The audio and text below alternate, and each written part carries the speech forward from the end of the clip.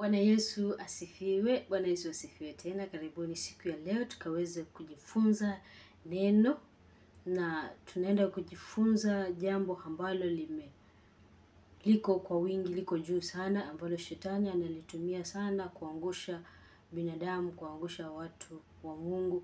Shetani amekuja kwa kasi sana, ambayo imekuwa ni kama kitu cha kawaida, imekuwa ni kitu ambacho hatuoni kama ni kibaya, lakini kina madhara makubwa katika maisha yetu na kimetufanya tukae mbali sana na Mungu.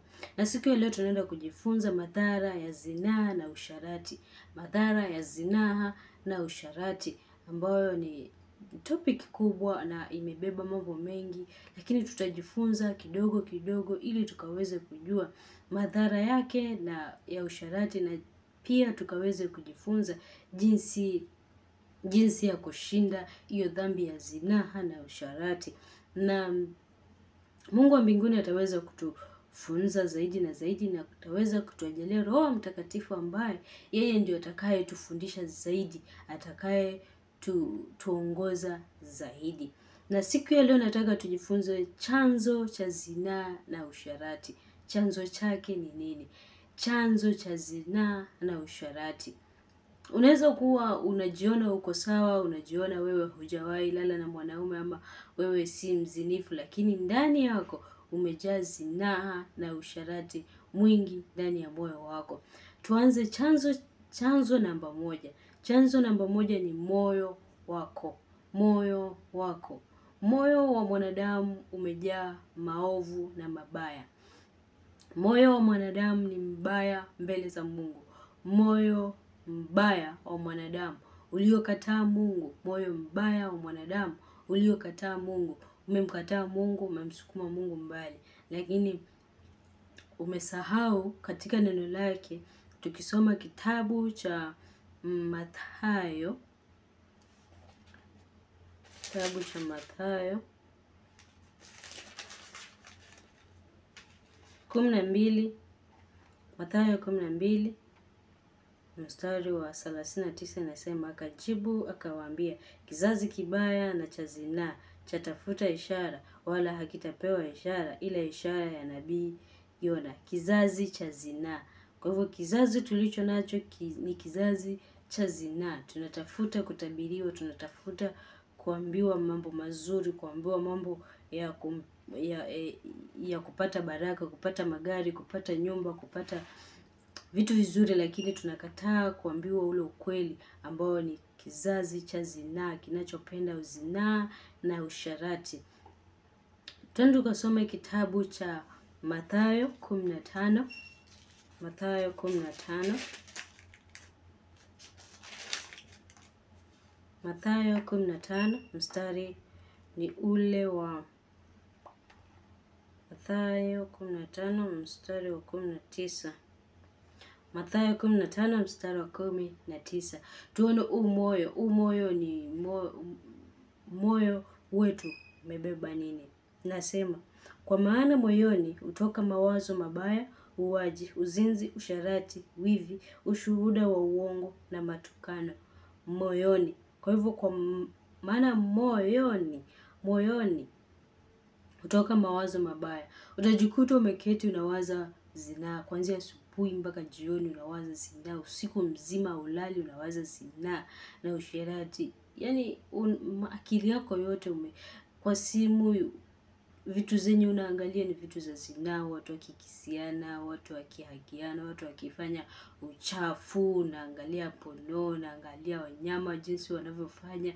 Yaani moyo umeujaza zinaa tupu, ndio imejaa kwenye moyo, ambayo inatuletea madhara makubwa ambayo hatuelewi, hatujui na hatufahamu kwamba ina madhara. Lakini neno la Mungu kama vile limesema, moyo wako umeujaza nini? Moyo wako umeujaza nini? Moyo wako unawaza nini? Kila wakati unawaza nini? Je, unawaza tu zinaa? Je, unawaza tu uchafu, usharati?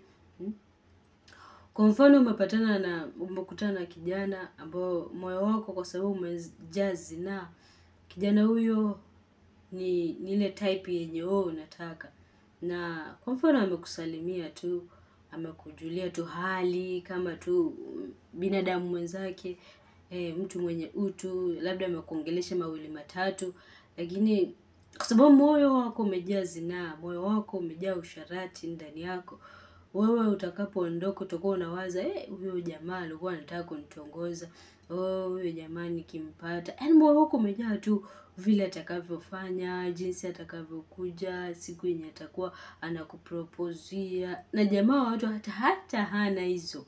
Hata hayuko huko yeye. Lakini wewe umejaa, umeketi tu unawaza tu venye tu mtafanya, venye mtaoana, venye mtakuwa mnaishi, venye mtakuwa mnapendana, na yeye hata hana hizo. Wewe badala ujaribu kutafakari Mungu anataka nini? Mungu anahitaji nini katika maisha? Je, ni ahadi gani Mungu alizitupa na sasa haziko kwangu?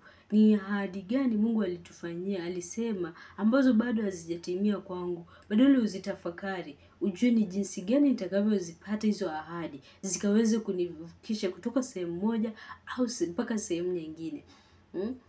Tukisoma katika kitabu cha Yoshua aliweza kuambiwa na Mungu. Yoshua mlango wa 1 mstari wa 8 inasema, kitabu hiki cha Torati kisiondoke kinywani mwako, bali yatafakari maneno yake mchana na usiku, upate kuangalia kutenda sawasawa na maneno yote yaliyoandikwa humo, maana ndipo utakapoifanikisha njia yako, kisha ndipo utakapostawi sana. Utawezaje kustawi na neno la Mungu alimo ndani mwako? Utawezaje kustawi? Utawezaje kupata mafanikio? Utawezaje kutenda sawasawa na neno lake na hilo neno au lijui? Kwa hivyo tunafundishwa kwamba tuweze kulisoma neno lake, ambayo hili neno lake ndilo litakalotufikisha kwenye hatima zetu, ndilo litakalotufanikisha katika mambo yetu tunayoyataka. Usipende kukaa na kuwaza mawazo maovu tu. Usipende kukaa na kuwaza zinaa tu. Usipende kukaa na kuwaza uchafu tu. Jaribu kwa siku, unasoma kifungu, alafu unashinda ukikitafakari kifungu hiki. Unasema, Mungu anasemaje? Anasema maneno ya kitabu hiki yasiondoke kinywani mwangu. Ni maneno gani? Mimi nina neno gani la Mungu ambalo anatuagiza tufanye? Mimi nina neno gani?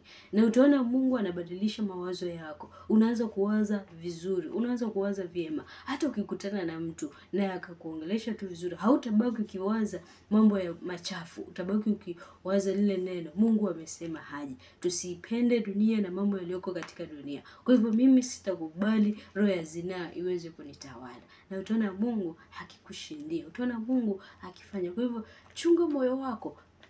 Linda moyo wako kama kuliko vyote uvilindavyo. Maana hapo ndipo chemichemi ya uzima inatoka. Kwa hivyo jitunze na uangalie sana moyo wako, usibebe mambo maovu. Angalia moyo wako, usiwe ni moyo wa kuwaza machafu. Angalia moyo wako, usiwe ni moyo wa kuwaza usharati tu na zinaa. Jaribu sana uweke neno la Mungu ndani mwako. Jaribu sana uweke neno la Mungu moyoni mwako, litafakari usiku na mchana. Na hiyo ndio sehemu ya kwanza, chanzo cha zinaa na usharati. Ni moyo mbaya wa mwanadamu uliokataa neno la Mungu. Moyo mbaya wa mwanadamu uliokataa neno la Mungu. Tutaendelea na awamu ya pili, tukawazidi kujifunza madhara ya zinaa na usharati. Mungu akubariki mpaka kipindi kingine tutakapoendelea. Shalom.